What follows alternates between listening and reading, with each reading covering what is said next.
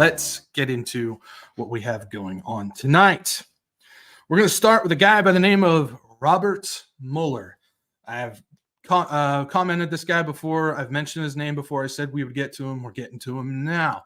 No, it's not the Robert, is it Muller or Mueller or whatever his name is? It's a part of the Secretary of State or something like that. It's not that guy. It's a different guy. So Robert Muller, he was born in 1923 and he died in 2010.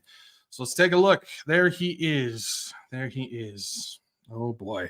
Muller spent 40 years in the United Nations after entering the organization in 1948 and was responsible for helping create 11 different UN agencies. He basically wrote an essay that he sent to the United Nations, and they invited him to come and join, and he spent 40 years there expanding this thing to what we see today, and it's not good.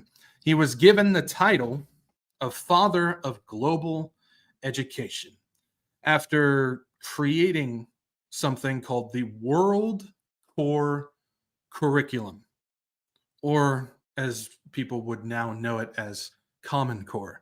That's right. This is the guy who created World Core Curriculum, and it's based off of a global one structure system that he wanted the entire world education system to be based off of, and it had the spiritual leanings behind it. That's why he's called the Global Father Education, or the Father of Global Education. There we go. Got it. And so that was all his wonderful doing with that. And as we know, Common Core eventually kind of some of the pieces of that folded into the Cell curriculum as well on that. But Cell is a bit more, okay, not a bit more. It's a lot more spiritual in essence because of what it is. And we've talked about that before in prior episodes. Now, this World Core Curriculum earned him the UNESCO Peace Education Prize in 1989. Muller spent much of his time creating new frameworks to implement for the UN as well. Let's take a look at just a couple of these because they are wonderful. Framework for world media coverage. Now, this kind of bleeds into a global media, which we understand what's going on, as well as Project Mockingbird. I've got some stuff we're going to be talking a little bit later about how that all plays a part into this. So we're not going to get into that, but he was one that kind of helped with the framework of that. He also helped with the framework for planetary and cosmic consciousness. Yes, that's exactly what you're thinking it is. We've talked about that like crazy, so we're not necessarily going to get into that, but he believes in the same thing that all these other people did. Mark Hubbard and Alice Bailey, Helena Blavatsky, and a bunch of these other names and faces we've talked about, where they believe that the planet and us are one. It's part of oneness with Gaia. He believes in that. He also created the framework for arts and culture. As you know, that kind of plays into the wonderful Marxism and communism type of thing, where you got to, in order to change the morale, you change the arts and culture around it as well. So he was kind of a part of that framework as well. Isn't he just a stand-up guy? Well, we're not done. We got a couple more things we're going to talk about him. Along with that, he wrote a couple books, including two of them stood out to me. One is called New Genesis, Shaping a Global Spirituality. New Genesis, Shaping a Global Spirituality. He's talking about a new birth of the world through a new religion.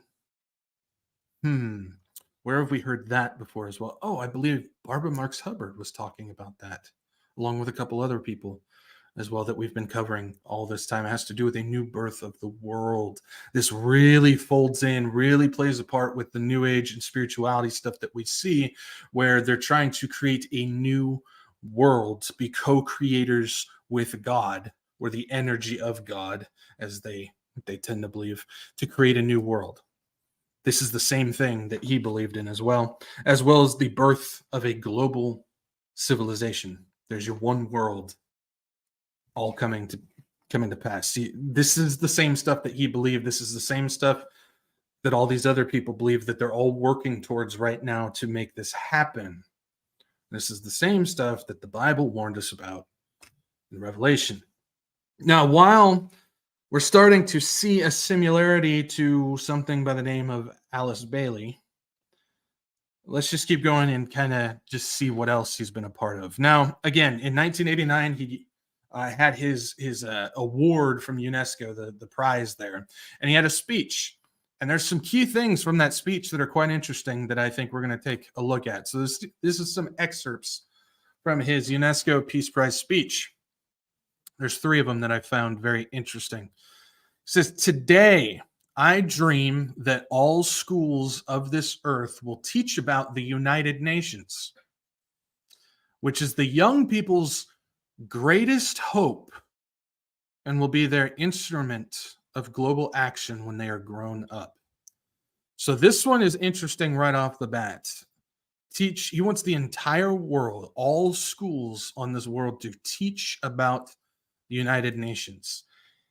This is starting to sound like he wants the United Nations to be the one world government. And so that's what they're going to be teaching about. And he's also saying that one world government, the United Nations, will be our only hope. Well, that's fascinating because in the Bible, as we know, our hope, our only hope, our blessed hope is in Jesus Christ. And even the Bible warns about don't get wrapped up in what they're trying to do with the one world religion, the globalism that they're trying to push. Don't do that. That's evil. That's for the Antichrist. That's what he wants. Understand that our only hope is in Jesus Christ. So he's literally going in the same direction that the Bible warns about, saying don't get caught up in this. He's going in the direction of setting up part of the beast system for the Antichrist. And he's pushing Jesus aside, which, as we know, he is our only hope for this. So that one right off the bat is a big one, in my opinion. Then he goes on to say, "I dream of growing numbers of international schools and international universities in the specialized fields of the United Nations Agency and world programs, following the example of the World Maritime University and these other universities." So he's talking about a growing number of international schools and international universities specializing in United Nations agencies. He's talking about a globalization, a global citizenship connected to this one world government. That's what he's attempting. That's what he's trying to accomplish. He wants all schools to teach that. So you're talking about a global education with a global government. Again, that's really sounding like Alice Bailey and what she wanted to accomplish, right? So we got one more from this speech that I find interesting. It says, "I dream that the United Nations flag and United Nations hymn, composed by Pablo Casals, will spread worldwide, and that the 24th of October, anniversary of the birth of the United Nations, will be celebrated in all countries as is recommended by the General Assembly." Now he's combining the one world government and making it the one world religion at the same time. He wants the United Nations to be that one world government, and then he wants people to pledge their allegiance and to sing to through like a religious aspect in this. I think that's very fascinating how everything that he's been pushing for, that he pertained all of his 40 years at the United Nations, along with his acceptance speech, is promoting exactly what Alice Bailey wanted to do and exactly what the Bible warns us will happen, but we need to stay away from. Very, very fascinating how he's all a part of that. What we're seeing again from Muller is the pursuit of creating the global order out of the United Nations with the global religion. These are the foundations that Alice Bailey spoke of from her Ascended Master's instructions: global order, global religion through education. Muller was one of the main guys who brought and spread spirituality all throughout the United Nations and was known as the philosopher of the United Nations. This dude gets a lot of credit because he created 11 of the different agencies within the United Nations, and he injected the New Age spirituality, Alice Bailey's teaching, through it. This dude practically worshipped Alice Bailey. He was just enamored with her and her beliefs and her teachings. And he wanted to push that as much as he could in the United Nations. And so all of this stuff was being spread throughout every agency that he was a part of, everywhere that he could put his hands. Not to mention there's other people that were on top of that. We've already kind of covered some of those people as well, but he's one of the main guys that was pushing it, so much so that within the United Nations, he was known as the Philosopher, which is very fascinating.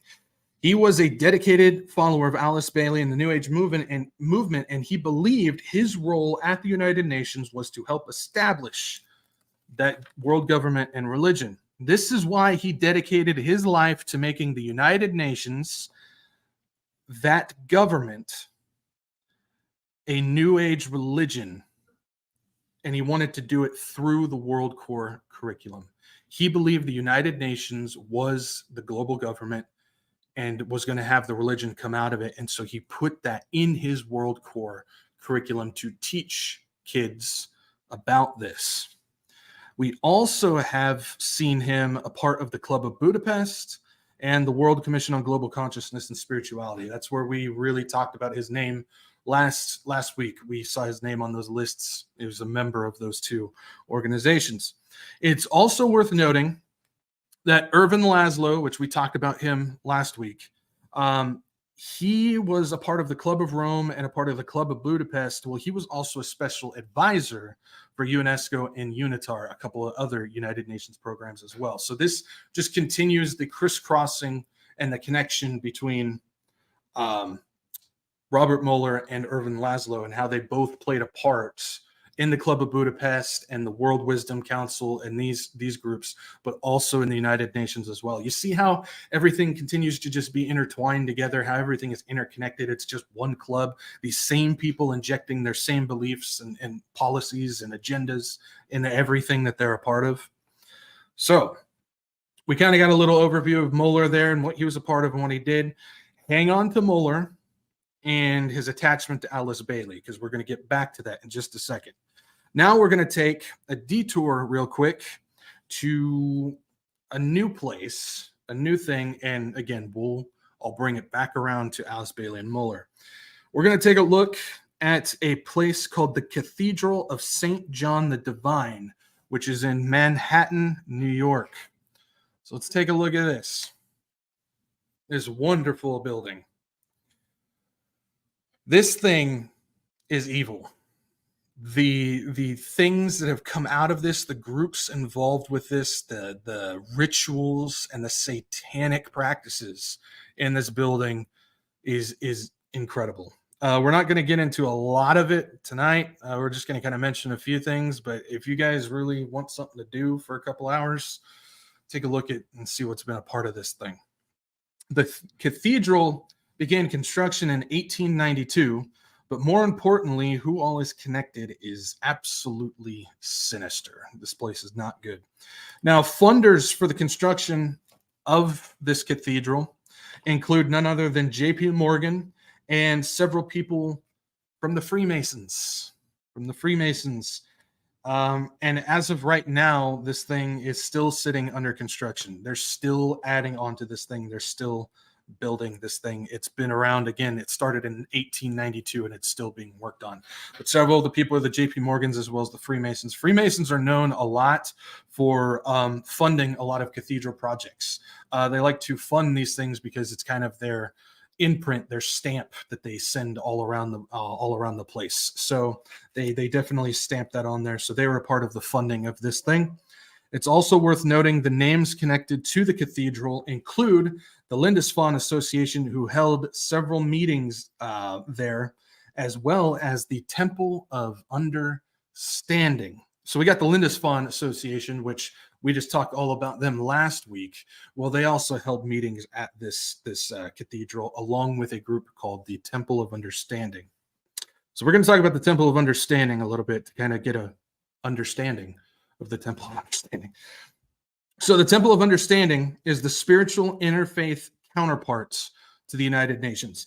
They are kind of the spiritual guides, so to say, for the United Nations. They're actually a part of the United Nations, and they help guide things. A lot of the people involved in the United Nations are also a part of the Temple of Understanding and everything. So it's kind of, they're separate, but not at the same time. I don't really know how to describe that, but I think you guys understand what I'm saying. So the Temple of Understanding headquarters is based out of that cathedral.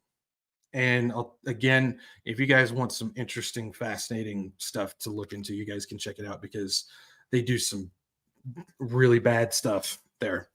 So the headquarters for the Temple of Understanding takes place in the cathedral, but they also run the UN Chapel, or the UN Church Center, which is actually owned by the United Methodist Church. Let's take a look at this thing. So this building that is known as the UN Church Center is owned by the United Methodist Church, but is run by the Temple of Understanding. And as you can see from some of these pictures, they've got the cross, they've got the Israel star, they've got the Muslim Islam star and moon, they've got the Dharma for Buddhism in there. And there's a bunch of other things as well. You also notice that coming from the stained glass window, it kind of looks like an eye, right? Kind of looks a little bit like an eye coming through the window. Yeah, this is your interfaith. This is your combining of all different religions into one interfaith church center. Sponsored by the UN, owned by the Methodist Church, and ran by the Temple of Understanding. Isn't that just fascinating? How interconnected that is. Now, the Temple of Understanding was created to be an interfaith ecumenical center to house religious and UN organization meetings and all of the above on that. It's designed to cross the wires of cultural and religious education, creating a world with conjoining traditions and faith. They even promote religious pluralism. Wait, where have we seen that before?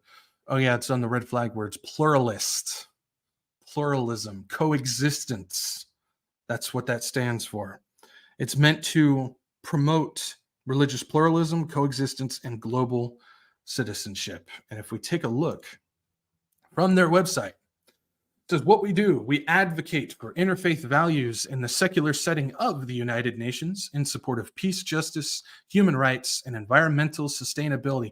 I mean, that's pretty much everything that we've been seeing preached from all of these groups, right? That's the same stuff. Peace and justice, human rights, environmental sustainability. We also develop youth leadership and amplify their moral agency. That's concerning. It says the Temple of Understanding has led the way in interfaith education and advocacy for 60 years. To learn who we are, it is essential to learn what we do. We educate youth and adults, both cross-culturally and interreligiously, for global citizenship and peaceful coexistence. Global citizenship, peaceful coexistence. Advocate for acceptance and respect for religious pluralism by the world's governing bodies, and actively promote justice and tolerance. Guys, this is the same stuff that we constantly seeing pushed by the UN, by the WEF, by all these big groups, their agendas, the sustainable development goals. We see it being pushed in the churches. We see it being pushed in the schools. We see it being pushed in the media. These are all the exact same things. And we've talked about this like at the very beginning of this series, where the same stuff that you see where the Black Lives Matter and environmental and love is love and all these things are the exact same things that are preached on these new age websites. This is exactly the same stuff. And this interfaith coexistence pluralist type of group, religious group here that's connected to the United Nations is pushing the exact same agenda. Why? Because it all comes from mystery religion. This is what is intertwining everything together. This is what keeps it all going, keeps everybody on the same page, keeps everybody focused on the same agenda to bring about that Antichrist beast system, the one world religion, the one world government, and the one world economy. This is the same stuff. And now we're starting to get closer and closer and closer into the United Nations, even more than we already have so far. And we're starting to see it a lot more spiritually led than what people think.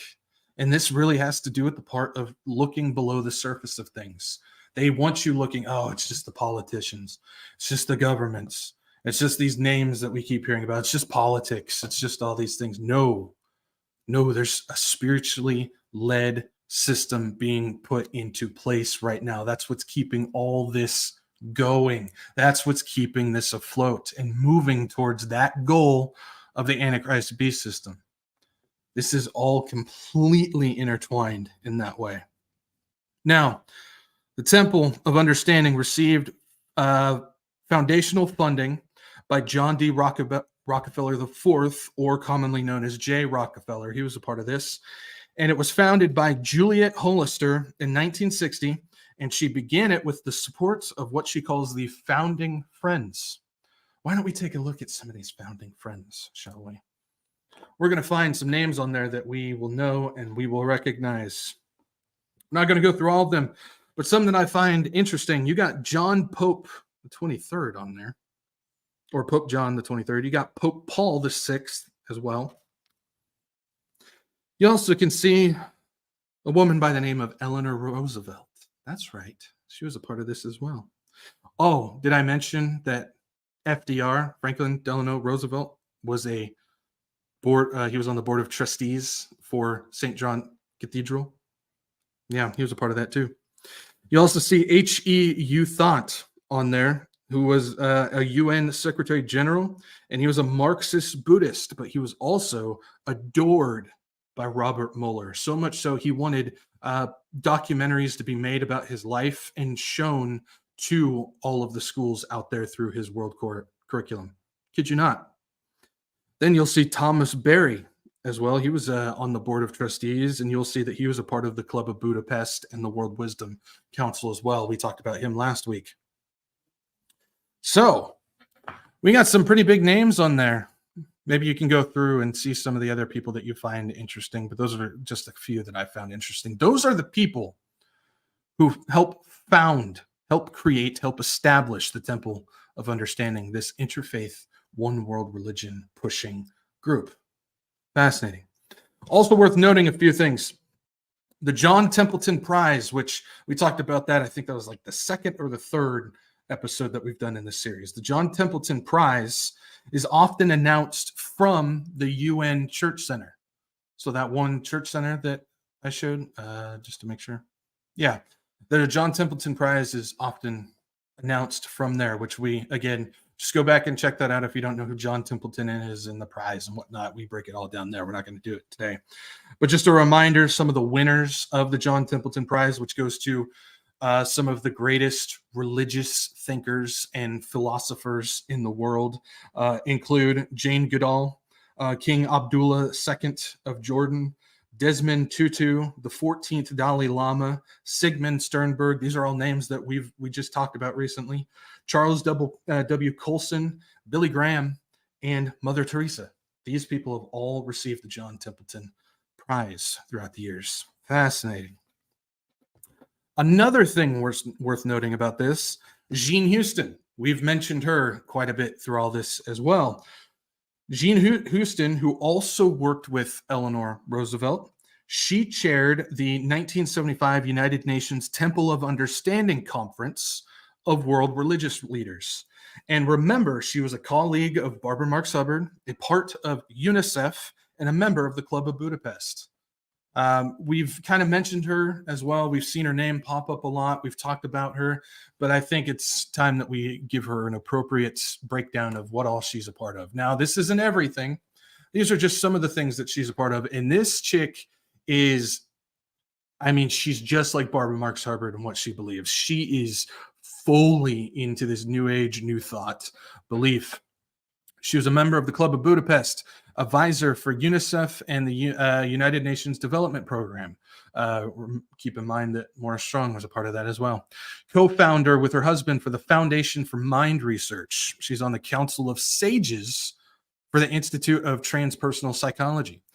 She's a chairman at Wisdom University, a founding signatory of Evolutionary Leaders Forum. She's a committee member for Birth 2012. That was part of Barbara Marx Hubbard's belief that during 2012, that was the rebirth of the earth, and that's where everything began to change. She's on advisory board for American Teilhard Association. That's the Pierre Teilhard guy that we mentioned last week. There's still a lot more that I need to look into him. That dude, oh my goodness. But we'll get to him eventually because he plays a part in all of this. She's an advisor for the Chapel of Sacred Mirrors. She's a board member for Friends of the Institute of Noetic Sciences, IONS. We mentioned that last week. We haven't talked about that yet. We'll get to it. On the Advisory Council for Academy for Spiritual and Consciousness Studies, and also a National Advisory Board for Sophia Institute. There's Sophia, guys. If you remember when I broke down Gnosticism, you'll recognize that name quite well. Yeah. There's a bunch of other things that she's been a part of or she sits on or anything like that. But those are just some of the few I thought I should point out with her. And yeah, she worked with Eleanor Roosevelt, and she also led the 1975 conference. Again, that's a name, a face that a lot of people have never heard or have never seen. But my, oh my, does she have some pull when it comes to getting things done in this mystery religion. So those are just a couple things I wanted to point out. John Templeton Prize, Jean Houston, and the connections between the Temple of Understanding as well as the UN Church Center and all that. So those are some fascinating things that I think were worth mentioning. Now, let's get back to the Temple of Understanding. They were also sponsored by another group, which is none other than Alice Bailey's Lucifer Publishing Company.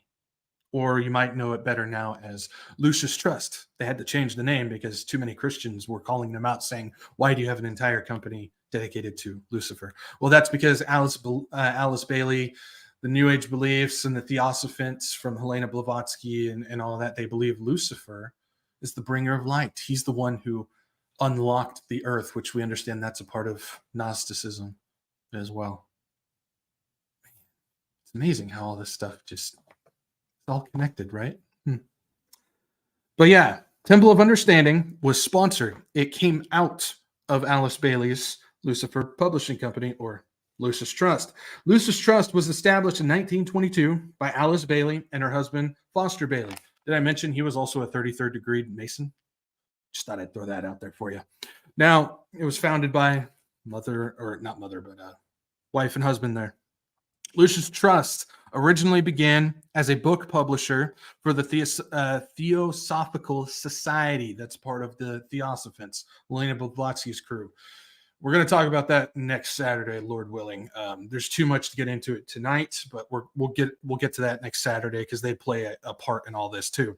But it originally began as a company to publish theosophy books and material, and eventually they started printing the United Nations material when they got rolled up and connected with the UN as well. Now, remember, Alice Bailey she's Robert Muller's darling. He loves her. He worships her. He believed that everything that she believed, and he wanted to make his part in the United Nations a part of that belief as well. So it's no surprise that Alice Bailey got wrapped up in the United Nations along with Robert Muller as well, and they were both polling for the same thing. Told you I'd bring it back around, and here we are. Lucis Trust also runs the United Nations Meditation Room with the help of the Temple of Understanding. Check this thing out. This is in the United Nations headquarters, the UN Meditation Room. This is a room for all religions and all faiths to come together to worship a single God. I kid you not. That's what it was created for. That's what it was about. This is about the one world religion, and this sits in the United Nations. You've got that funky painting, which I looked into that and I found so many variations of what things are supposed to mean. I'm not even going to even attempt to try and tell you exactly what it means because there's so many variations out there. If you guys want to look into that, you can, but that is the focal point that you see there on the wall in front of the altar, which is a giant piece of ore polished, and it has a single spotlight pointed directly at it. Y'all still think that mystery religion doesn't play a part in any of this? When the room reopened in 1957, because it went through a remodel, when it reopened in 1957, the then UN Secretary General Dag Hammarskjöld, he described the stone as an altar to universal religion. And his quote, he said, "The altar is the symbol of the God of all."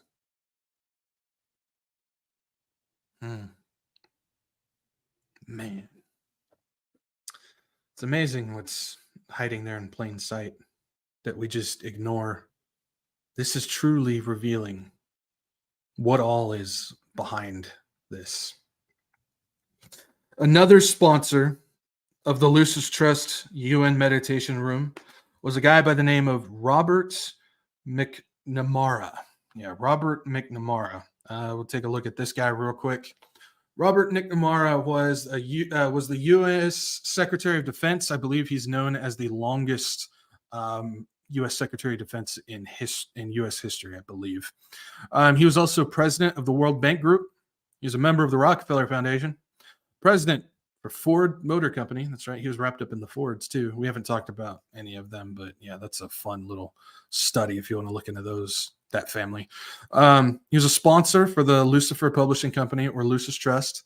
He was a trustee for the American University, which is a United Methodist church-led group, which it's fascinating. He was a part of that. And the UN Church Center is also owned by the United Methodist as well. So that's fascinating. He was also a member of the American Philosophical Society. He was elected in there as well. So he's got his little hands on his New Age mystical beliefs as well, a part of this. And also worth noting on this is in 1952, Eleanor Roosevelt herself read Alice Bailey's prayer called The Great Invocation on a national radio broadcast straight from the United Nations building in New York City. I don't have the recording, but you can look on YouTube, or you can go straight to Lucis Trust website and listen to that recording if you want to. She read straight from Alice Bailey's prayer, and it was announced as a reading a prayer for all a part of global goodwill, which is fascinating because a group connected, or that's a part of the Lucis Trust that's connected to the United Nations, is called Global Goodwill. We'll talk about that in just a second. Guys, this is names, faces, people, groups, organizations, all wrapped up with the same common agenda. And no, it's not the common agenda of just dominating the world with, putting their thumb down on people and whatnot, which plays a part in all of this. But this really has to do with setting up the Antichrist beast system. This is spiritually led, spiritually guided, spiritually created, spiritually planned. This is fully a part of everything that the United Nations is doing. I mean, everything.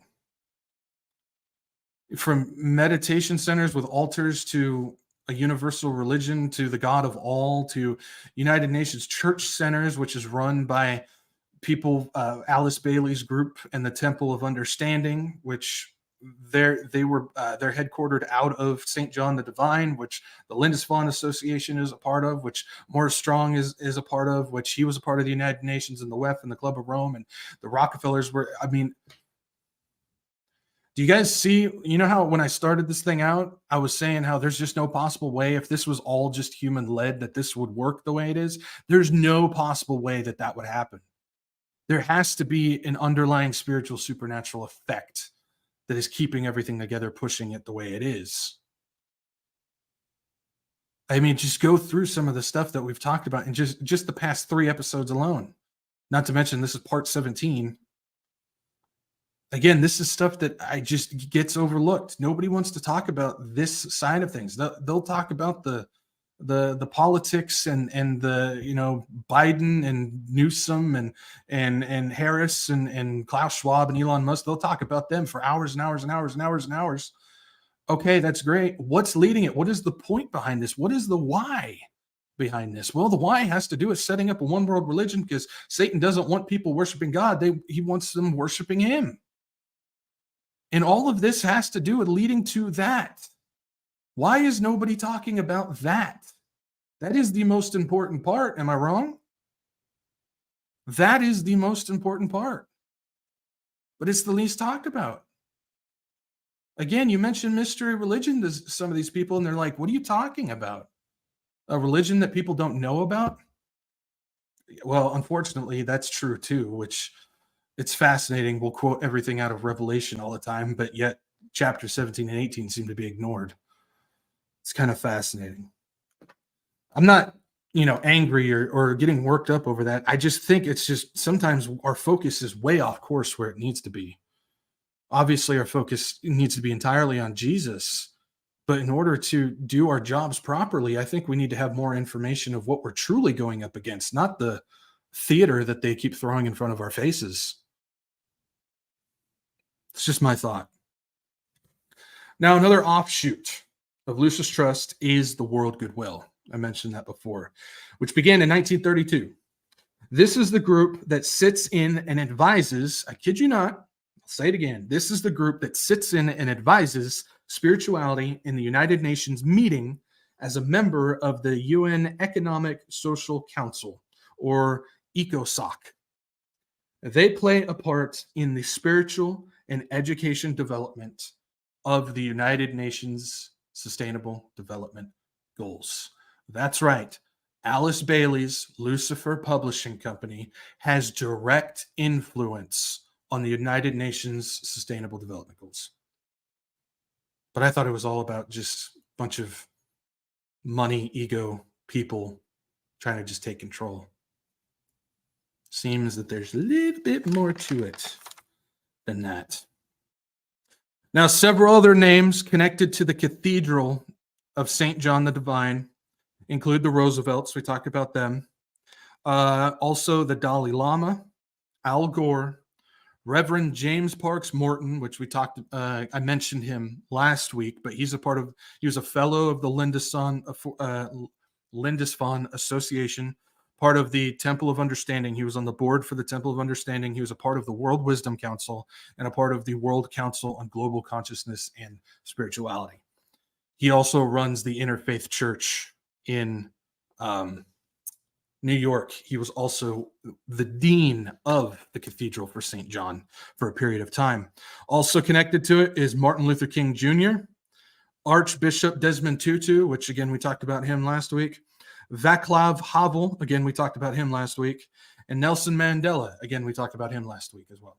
All those guys are associated with the Cathedral for St. John the Divine, which held the Lindisfarne Association, Temple of Understanding, and a bunch of other things that we haven't even talked about as well. They're all a part of that. There's a lot more that takes place at the Cathedral. Maybe we'll get into those details as we go along. I don't know for sure. I'm trying to stay on track of the point of this series. I don't want to go off into a bunch of stuff that really doesn't play a part. If it comes up again, I'll kind of go into details. If you guys want to check out stuff on your own, again, it's a crazy wild ride if you want to take a look at that. Now, what I wanted to show you is how the demonic instructions handed down to Alice Bailey through her ascended Tibetan master, which we believe it's a demon who gave her those instructions, circulate through everything within the United Nations. Not just her hands personally, but her organization, people associated with her organization, and people who believed and even worshiped the same way that she did. Her New Age mystery religion is all wrapped up in the United Nations, so much so that even a group from her Lucis Trust attends and helps create and design the policies, a part of spirituality and education for the Sustainable Development Goals. And along with that, they have a group called World Goodwill who sits in on all UN meetings. They have a group that sits in there to guide the spiritual side effects of every policy that the UN wants to install. This is not just about politics. This is not just about a group of people wanting to just put control out there into the world and oppress us in different types of ways. This has to do with instilling a spiritually led agenda into every aspect of what they're trying to accomplish. This is mystery religion coming and helping form. She is forming this Antichrist beast system. That is what she is doing.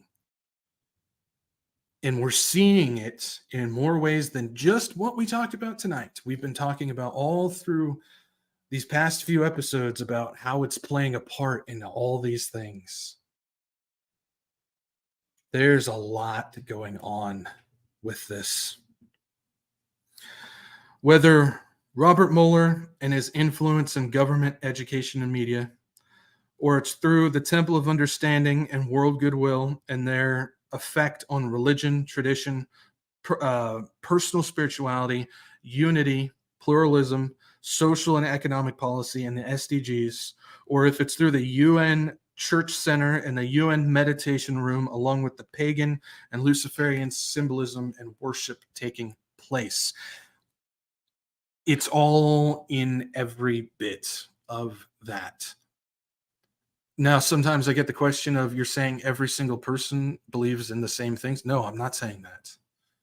But what I am saying is there's a lot of people who do believe in that same stuff. And there's a lot of people that, whether they know it or not, are playing right into the hands of helping develop these things, which is led by this mystery religion.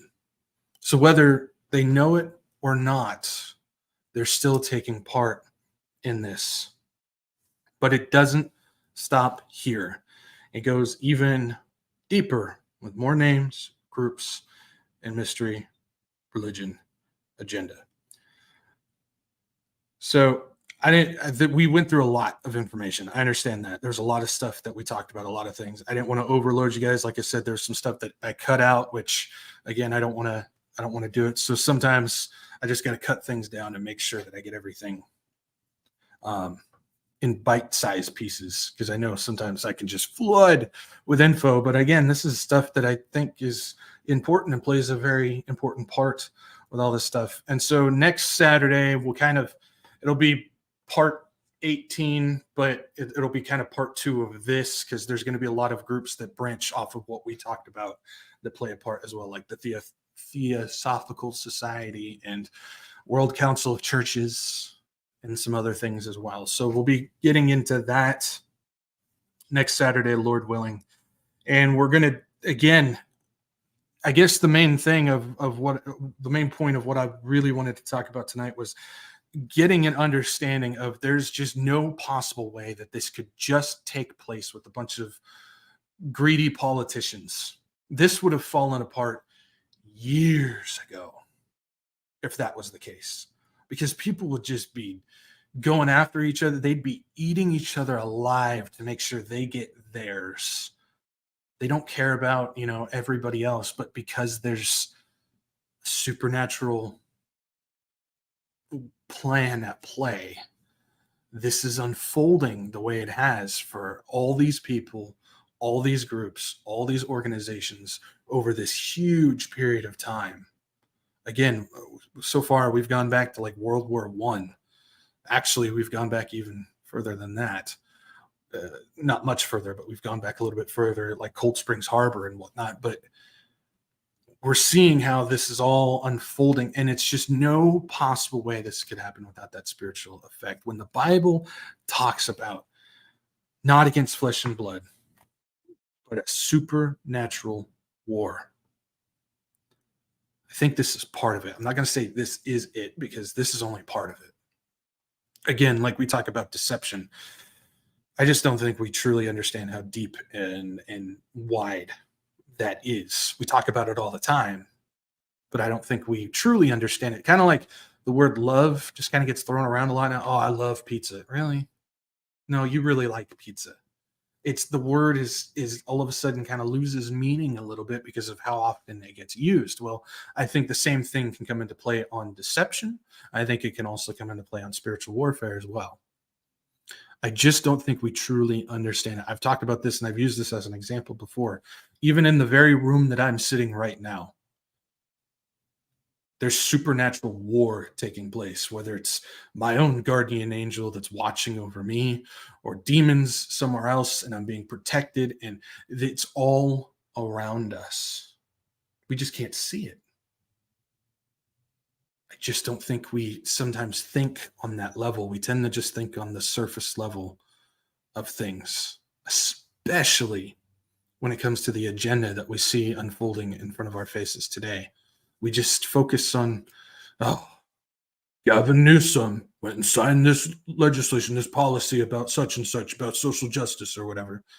And that's what the world wants you to focus on. Oh, that guy, get mad at his face, get angry, get distracted about that guy, instead of why is he doing that? What's leading that policy? What is that policy connected to? Oh, mystery religion? Oh, that's something that nobody talks about. I wonder why.